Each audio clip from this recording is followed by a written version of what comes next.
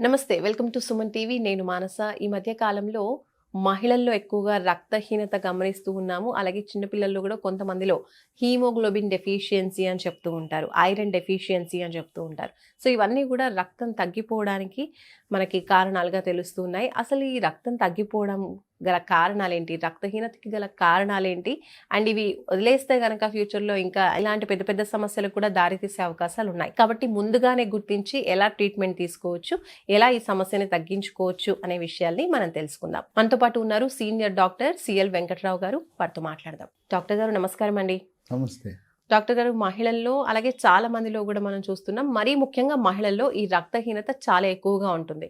Menopause stage తర్వాత కూడా ఈ సమస్య ఇంకా ఎక్కువగా ఉంటుంది. కాబట్టి దీనికి కారణం ఏంటంటారు? సొల్యూషన్ ఏంటో తెలియజేయండి. రక్తహీనతని వైద్య పరిభాషలో హ్మ్. అనీమియా అంటారు. హ్మ్. రక్తహీనత మహిళల్లో అధికంగా ఉంటుంది. పిల్లలకి ఉండొచ్చు, మగవారిలో కూడా ఉండొచ్చు. హ్మ్. సాధారణంగా ఆరోగ్యవంతులకు 12 నుంచి 13 గ్రాముల హీమోగ్లోబిన్ ఉండాలి. 10 కంటే తగ్గినప్పుడు దానివల్ల దుష్పరిణామాలు హ్మ్. మన ఆరోగ్యంపై పడతాయి. మహిళలకి నెలసరి సమయంలో రక్తం పోతూ ఉంటుంది. అదే కాకుండా కొంతమందికి గర్భసంచిలో కాయలని ఉంటారు. గర్భసంచిలో కాయల్ని వైద్య పరిభాషలో ఫైబ్రాయిడ్ అంటారు. అవి ఉన్నప్పుడు ఏంటంటే రక్తం గడ్డలు గడ్డలుగా పోతూ ఉంటుంది. హ్మ్. పోయి రక్తహీనత వస్తుంటుంది. అలాగే గర్భవతులకు బాలింతలకు కూడా రక్తహీనత ఉంటుంది. ఎందుకంటే గర్భవతులు మొదటి 3 నెలల్లో హ్మ్. ఏవిళ్ళు, వికారము, వాంతి ఉండి సరిగా తినరు. అవును. పౌష్టికాహార లోపం వల్ల హ్మ్. తినవలసిన ఆహారం సంపాళ్ళలో తీసుకోక వికారం ఉండి హ్మ్. ఆ వాంతులు అవ్వటం వల్ల కూడా ఈ రక్తహీనత ఉంటుంది. చిన్నపిల్లలు ఉంటారు. ఆ చిన్నపిల్లల్లో పొట్టలో పురుగులు ఉంటాయి.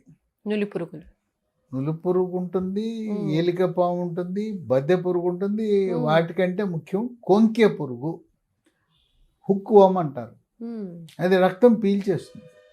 ఈ పిల్లల్లో చాలా అధికంగా రక్తహీనత ప్రధాన కారణమే ఈ పురుగులు. పురుగులు. హ్మ్. పొట్ట చుట్టూ నొప్పి అంటారు, బొడ్డు చుట్టూ నొప్పి అంటారు, హ్మ్. ఒంటి మీద తెల్లటి మచ్చలు వస్తాయి. ఈ పిల్లలు కానీ పెద్దవాళ్ళు కానీ పొట్టలో పురుగులు ఉంటే ఒక గుణం ఏంటంటే వాళ్ళు బలపాలు తింటాం, చాక్ పీసులు తింటాం, బొగ్గు తింటాం, బియ్యం ఉంటాయి పచ్చి బియ్యం, అవును. అవి తినేస్తుంటారు. ఇంకొంతమంది మట్టే తింటారు. హుహు. ఇవన్నీ తింటున్నారంటే మనం ఖచ్చితంగా పొట్టలో పురుగులు ఉన్నాయని లెక్క. ఆ పురుగుల వల్ల కూడా రక్తహీనత ఉంటుంది. హ్మ్. ఇంకోటి ఏంటంటే 50 ఏళ్ళు దాటిన వాళ్ళకి ఎవరికైనా రక్తహీనత ఉందంటే హ్మ్. ఇంకొక అనుమానం మనకు కలగాలి. ఈ రోజుల్లో క్యాన్సర్లు ఎక్కువైపోయినాయి. హ్మ్. రక్తహీనత క్యాన్సర్కి తొలి సంకేతంగా కూడా ఉండే అవకాశం ఉంది. హుహు. అందువల్ల రక్తహీనతని మనం తగ్గించు. నిర్లక్ష్యం చేయకూడదు. హ్మ్.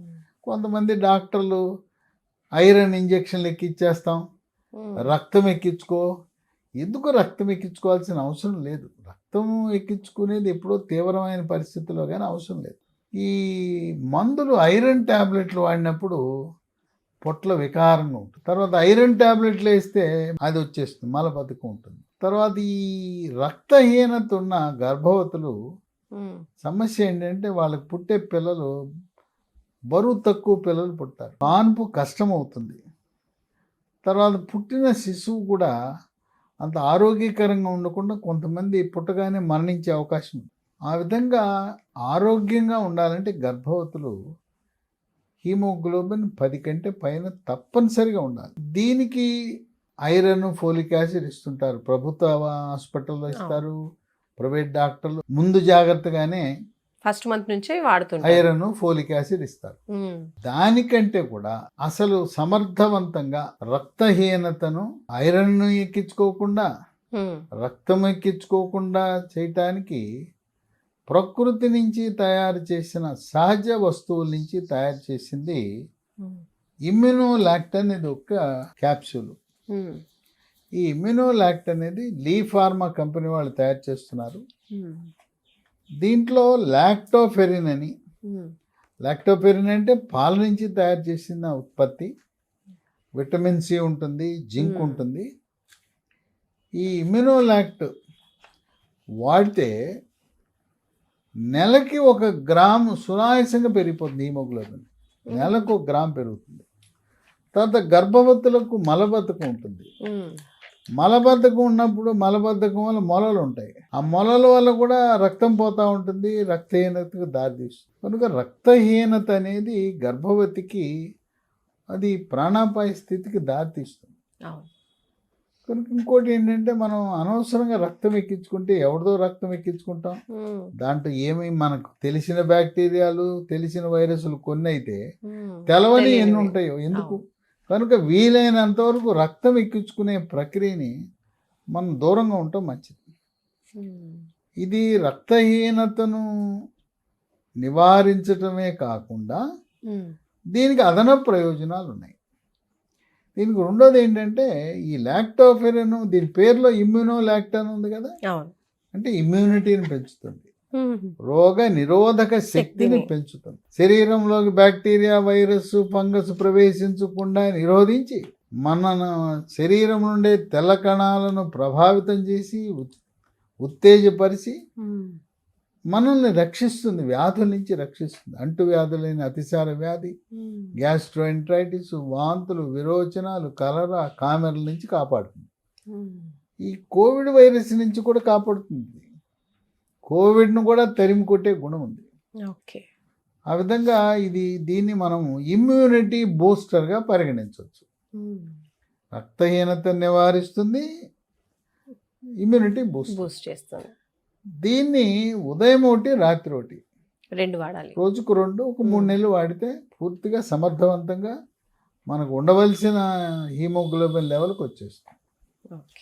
రెండోది రోగ నిరోధక శక్తి.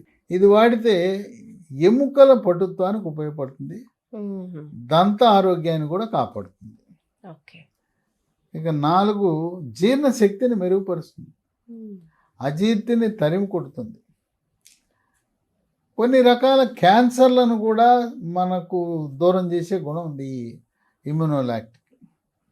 ఇక 6 కొంతమంది ఈ లీ ఫార్మా కంపెనీ వాళ్ళు తయారు చేసే ఇమ్యునోలాక్ట్ అమెజాన్లో ఆన్లైన్ ద్వారా ఆర్డర్ పెట్టుకోవచ్చు, లేదా మనము వీళ్ళ వెబ్సైటే lehealthdomain.com అనేది కంపెనీ వాళ్ళ వెబ్సైట్, దాంట్లో ఆర్డర్ పెట్టుకోవచ్చు. లేదా మరొక 3 ఫోన్ నంబర్లు ఉన్నాయి, వాళ్ళకి ఫోన్ చేసినా మన ఇంటి దగ్గర పంపిస్తారు, కొరియర్లో పంపిస్తారు. 9100107481 9100010748 8977030218 9502897374. ఇది ప్రకృతి నుంచి ప్రసాదించిన వరము.